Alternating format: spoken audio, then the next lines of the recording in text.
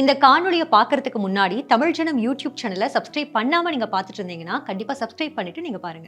7 நிமிடங்களில் 620 கிலோமீட்டர் வேகம், ரேஸில் விமானத்தை முந்தும் ஆற்றல் என சர்வதேச அளவில் அதிவேகமான ரயிலை அறிமுகப்படுத்த உள்ளது நமது அண்டை நாடான சீனா.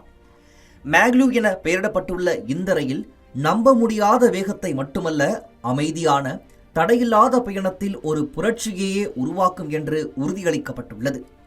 ரயில் தண்டவாளங்களில் மேக்லூ எனப்படும் காந்த இழுப்பு விசை தொழில்நுட்பம் பயன்படுத்தப்பட்டிருப்பதால் இந்த ரயிலில் உராய்வின்றி வசதியான ஸ்மூத்தான பயண அனுபவத்தை பெற முடியும் என்று தெரிவிக்கப்பட்டுள்ளது. அண்மையில் சுரங்கத்தில் நடைபெற்ற மேக்லூ ரயிலின் சோதனை ஓட்டம் வெற்றி பெற்றுள்ளதாக அறிவிக்கப்பட்டிருக்கும் நிலையில் அடுத்த கட்ட மேம்பாட்டு பணிகளை தொடங்கியுள்ளது சீனா. சர்வதேச அளவில் புல்லட் ரயில்கள் மணிக்கு 320 கிலோமீட்டர் வேகத்தில் இயக்கப்பட்டு வரும் நிலையில் சீனாவின் ஷாங்காய் மேக்லூ ரயில் மணிக்கு 431 கிலோமீட்டர் வேகத்தில் இயக்கப்பட்டு வருகிறது. தற்போது இதனை முறியடிக்கும் விதமாக உலகிலேயே மிக அதிவேக ரயிலை அறிமுகப்படுத்தியிருக்கிறது சீனா.